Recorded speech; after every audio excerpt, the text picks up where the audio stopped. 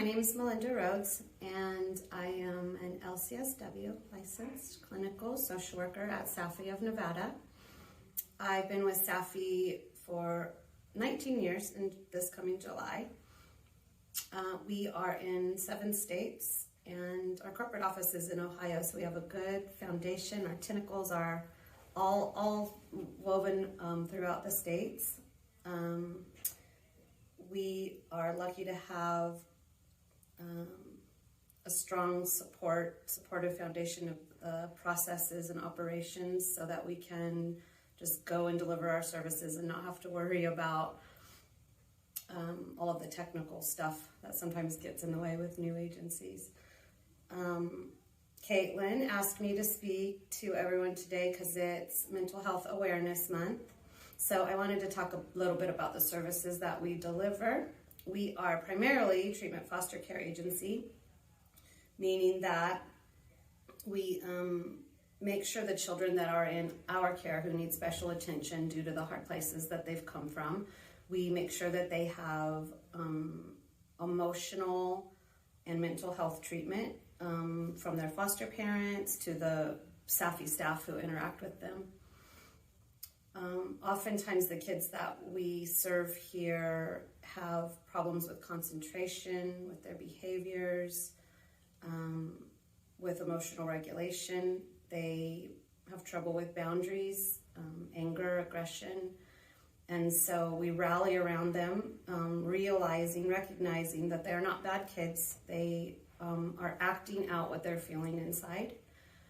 So we know that we need to work to meet the emotion behind the behaviors that they're demonstrating. And I think for the month of May being Mental Health Awareness Month, for the spotlight to be on that idea is really important, because sometimes I think society in general just sees a child or an adult acting out and just assumes that they haven't been trained right and are misbehaving and they haven't been parented correctly.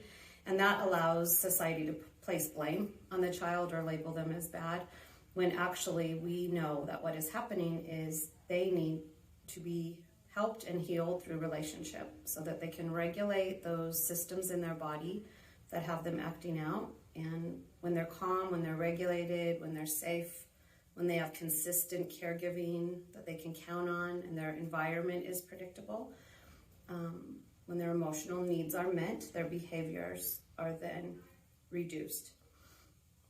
And they can kind of come alongside others in society and join with them and be productive and happy and healthy and well.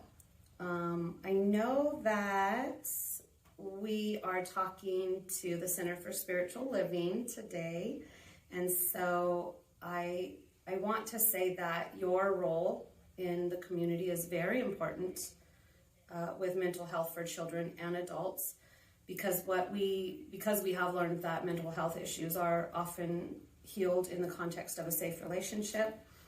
Your center has the opportunity to provide safe, non-judgmental, caring, predictable relationships for those that join you and for others, that come to you in need of something. Don't underestimate your ability to help a child heal those emotions that are underneath their behaviors. We have something, we follow the NMT model, the neurosequential model of therapeutics. It's Dr. Bruce Perry's model. He recently wrote a book with Oprah Winfrey. It's called What Happened to You?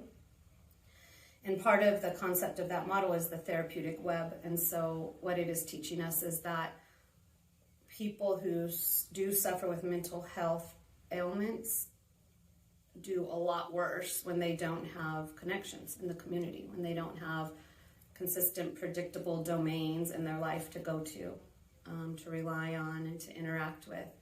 And so a place like yours that is welcoming and inclusive and kind has that opportunity to be part of a person's therapeutic web. So while we might do at SAFY, our therapists and our frontline workers do the mental health, we teach coping skills, we provide psychoeducation, to children and their caregivers to help them understand what's happening in the child's body and brain, to cause them to act out or to feel so poorly. We might have that knowledge.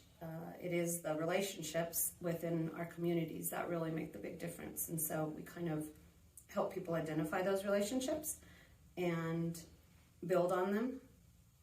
I think the thing that our country has been through over the last couple of years, COVID, the isolation of that probably contributed a great deal to mental health, to anxiety, depression, because people were alone. And when you're isolated and you're alone, we don't have each other to connect to and rely on. That just complicates things that might already be there. And then there's been a lot of racial discord, violence in our communities, and that adds to mental health problems. Just seeing the world, seeing the negative things that are in the world, and even having it knocking at our door at some points in our local community is scary. So fear, coupled with then the isolation of COVID, has left people very fragile and vulnerable. And so I think this May, for mental health awareness, it is crucial to think about what another person is going through. If they're acting out, if someone is losing their temper or not able to come out of their home, or you're just noticing something is off, before becoming upset with them or angry or reacting with anger, maybe if we could all just take a minute to wonder what they've been through, what has happened to them, to create that response in them. And when we can regulate ourselves and respond in a loving way or a supportive way, in a more gentle way, I think that foundation, although it's not professional mental health, that foundation of care and kindness in our community goes a long way and really does help others heal those wounds that are underneath all of what's going on for them. I feel really privileged and honored that we were asked to speak on mental health to your congregation today. Thank you very much. I feel like we already have a partnership just being across the parking lot from one another. It's kind of strange, but I look over there and feel comforted just knowing that your place is there. We hold our yoga sessions in there, and it always feels familiar and comfortable. So we appreciate that very much. And let's continue to get to know one another and form this positive partnership for our community. Thank you.